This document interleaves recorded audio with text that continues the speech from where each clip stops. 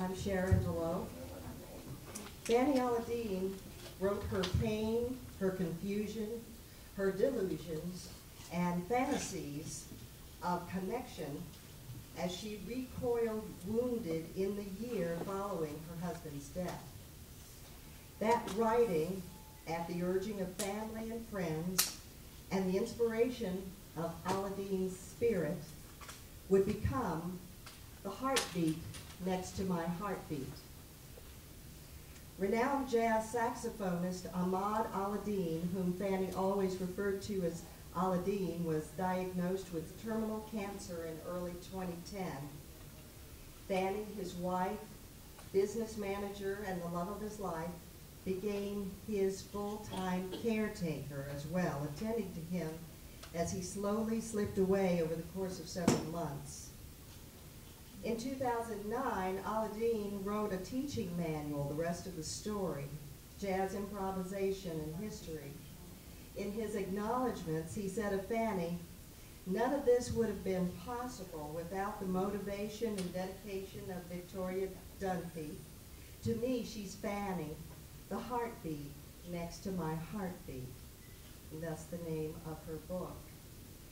The thing about the heartbeat next to my heartbeat that sets it apart from the landscape of laments from others who have lost a long-time love is Fanny's brave and honest exploration of the parts about losing an intimate partner that we don't talk too much about. The beats that poured from her broken heart are about intimate contact, wrenched away, as you'll hear in the message we're about to share. She speaks of their love honoring God in the same sentence that she recalls Alaadeen playing her spine like a saxophone. But isn't that like life? Isn't it complex and sacred and sensual and uncomfortable? Some think it's odd that she fantasizes in Tonight We'll Dance, or they see her as delusional, suffering fantastic hallucinations in her grief. Or is she? The raw, gritty reality of the sentiments may seem a little inappropriate. The playful mention of a little black dress not in keeping with a widow's black pall. Well, it is a little inappropriate, in a way, as inappropriate as a missed cancer diagnosis, as inappropriate as the fumbling reactions of people applying their own sensibilities to another's loss and grief, or waking cold and alone when you still have so much love to give. Perhaps the best part about the heartbeat next to my heartbeat is its impertinent, inappropriate, dead-on representation of sinking deep down into grief in order to work through it and rise out of it, wiser and less afraid of the unknown. Heartbeat isn't all about missing touches and kisses. Go with this author to the end and you'll experience the beginnings of rebirth back into life, as must happen when yesterday's kisses are gone. Please join me in welcoming Victoria Fanny Dunphy Alaadeen.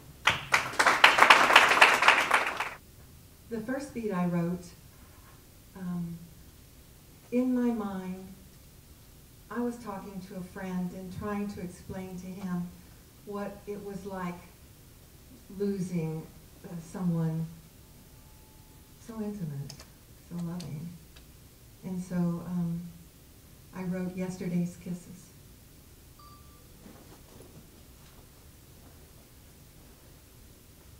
Close your eyes. Now think about making love with your wife, that one woman who knows how to please you, that woman you know how to please. And you spend this time doing so. Think about how she smells when you press your face so close to hers. The smell that is hers alone. Think about how she kisses the corner of your mouth and how your kisses, how her kiss your lips, and you feel her tongue follow. Think about how she kisses your ear, holding the lobe between her lips, and so softly whispering she loves you. Think about how you kiss that little indentation at the bottom of her neck, and then follow with those kisses to her breast, as only you know how she likes, and how she holds your head in both her hands with gentle love. Think about how she backs into you so close, and how your kisses flow from her neck down her spine, and how they settle at that little spot at the bottom, that spot that makes her sigh. Think about how she gasps as you take her breath away. Think about how she drapes her leg over yours and lies so helplessly in your arms. Now, think about never having that again.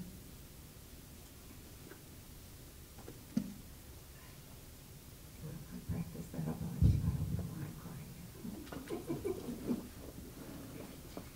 Sharon? You'll notice Fanny's referred to the work as beats. They would ordinarily be called poems, but in keeping with the life that these two people lived, which was immersed in music, it was somehow appropriate that their beats, we talk about the heartbeat, and these were like little beats of the heart as they came pouring out of her after the loss of Alaadeen. So that's what's meant by beats. This is called It's Showtime. My life is nearly all fantasy now. I constantly retreat to that place inside me that guarantees happiness, as my mind relives the moments of our 5-star life together. I insert scenes into my reality, my fantasy, deliberately neglecting the here and now.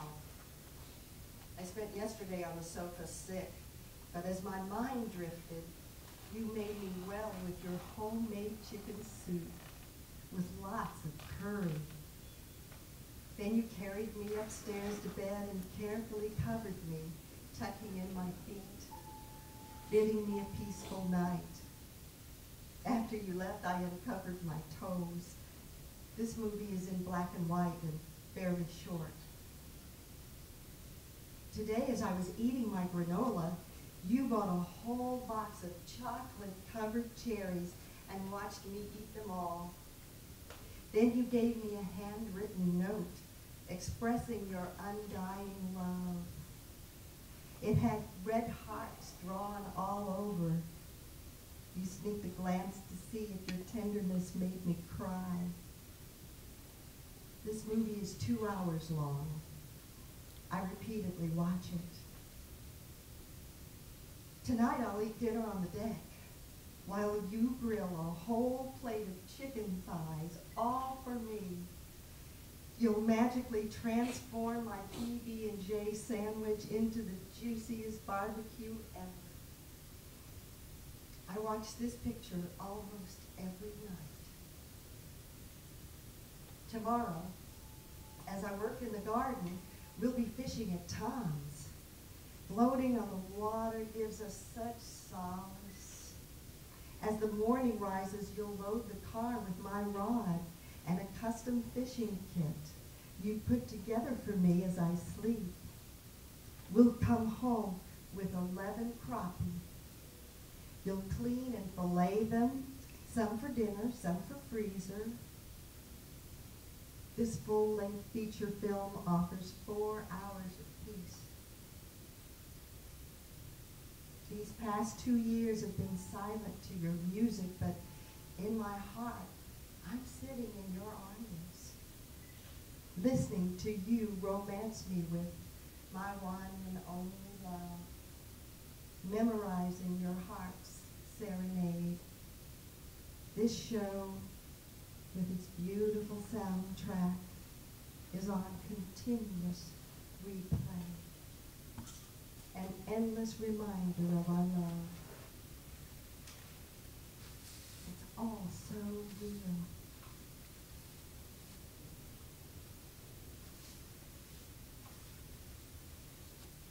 That was It's Showtime. I've got a crush. I got a crush on my saxophone teacher. He's a black man. Mom would not approve. Too bad, I'm not a child. I'll learn to call him by his first name, just Alaadeen. Soon, Alaadeen will get cancer. How will I take care of him with no doctor, no health insurance? I'll do some illegal stuff to get him treatment. I will live my life to keep his alive. I will blissfully lose my identity for the world to enjoy his music a little longer. For me to love him a lot longer. What will 24 years bring? I won't think what it means to marry a man 13 years older than I. I won't think that I will bury him. I've got a crush. This is Lush Life. My lips caressed your smooth skin as you sat on the edge of that hotel bed. Kneeling, I nestled into your flawless body, dissolving into your chest. Your arms encircled me, while your fingers played the saxophone keys of my back, while your fingers learned the tune you would perform that night. You played Lush Life on my bare back, and I brought it into my core. At the concert that night, your fingers moved around the keys of your horn, while my mind lured them to my back under my dress. Lush Life.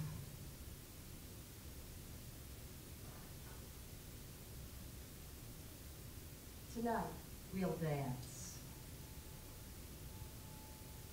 Let's slow dance. Wear your tux, the one you wore 20 years ago. The buttons are a little tight, but you won't mind. And the red pocket handkerchief, wear that one. I'll get it out, and I'll wear your favorite little black dress. And those golden earrings you bought in Saudi. I won't worry with shoes. I'll put the lights off. Only candles will flicker. Your old record player will sing. Give me a kiss before you leave me, and my imagination will feed your honey heart. Leave me one thing before we part, a kiss to build a dream on. I close my eyes, and both my hands hold you so dear. I bring you in and rub my face against yours. Your mustache brushes against my cheek. My fingers pet your thick black hair. As I breathe in, I can smell you, and I breathe it in again and again. I feel the strength of your hands on my hips, pulling me into you, tapping out the rhythm on my body as we dance. Our feet barely move.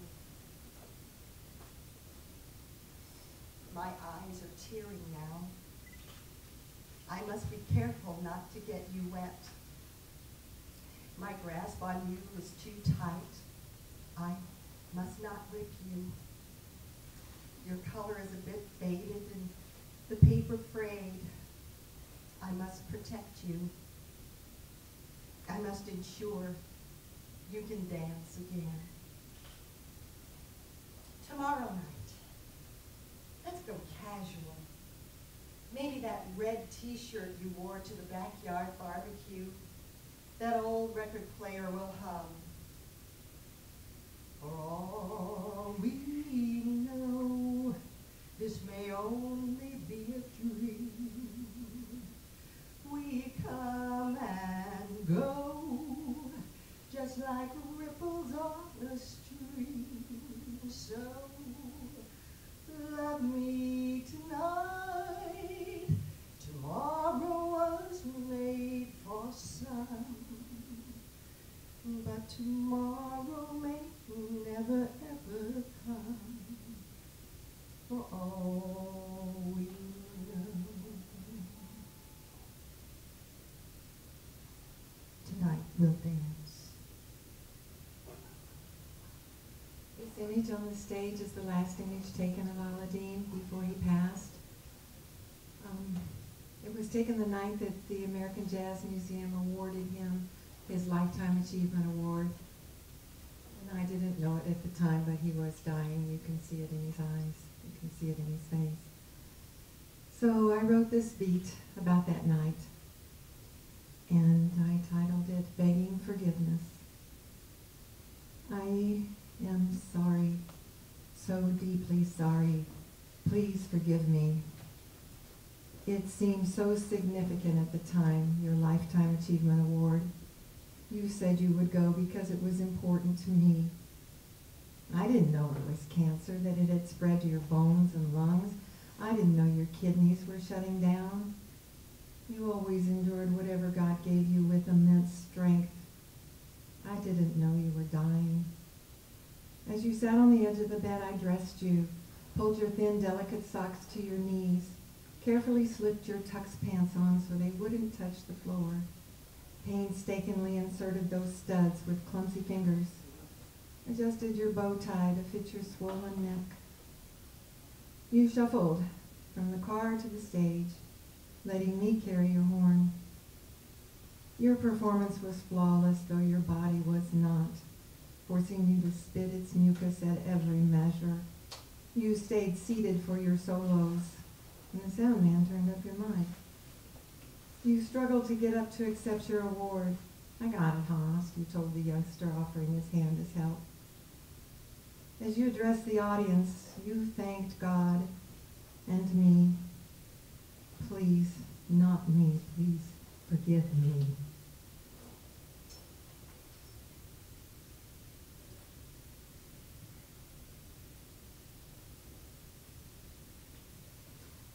I have a friend who's a widow times two. Can you imagine anybody going through this twice? And she's a graphic artist, and I sent her my files, and I said, could you design my cover, please? And she said, sure. And she said, what do you want? And I said, just read the files, whatever you want. It's cool with me. You're more of a pro at this than I am. And so this is what she came back with, and I'm pretty sure she based it on this beat that I wrote, and I call it Heavenly. Hun, if you should pass before I do, can I have a sign? I want feathers. Can you do that for me? Just in case. I want a small white feather sitting on my t-shirt sleeve as I swing in the backyard having a remember when conversation with you. I want a 3-inch feather hugging the hem of my coat that I will retrieve from the closet to warm me at a celebration performance of your original compositions. I want another white feather greeting me as it rests on the living room floor of an empty house I later will buy.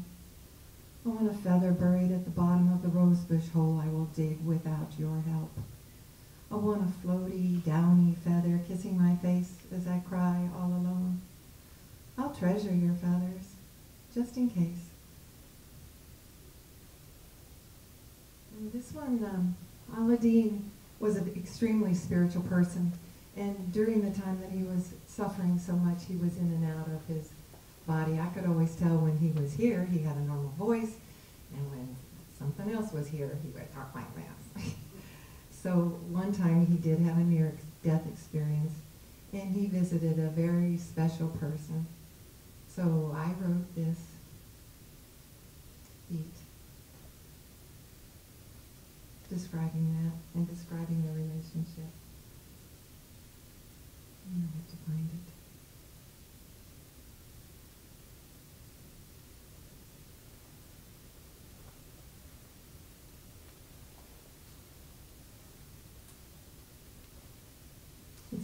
a spiritual love.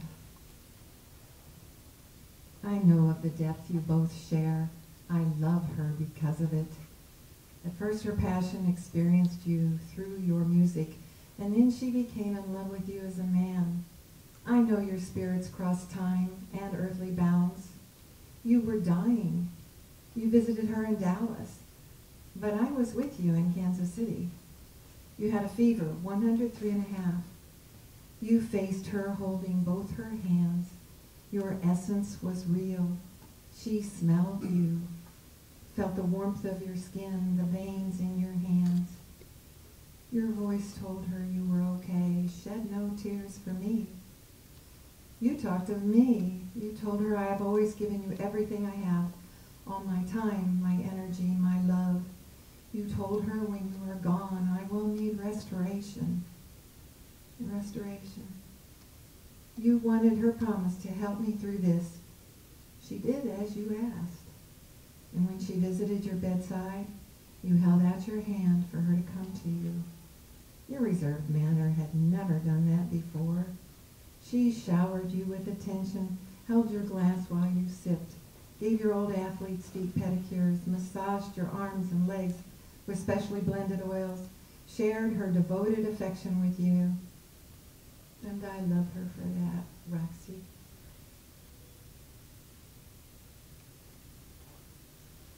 That concludes our reading.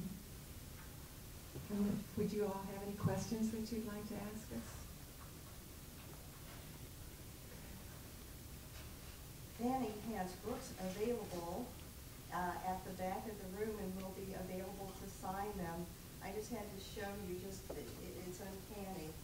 Whenever there's something going on with the heartbeat next to my heartbeat, it seems a feather appears.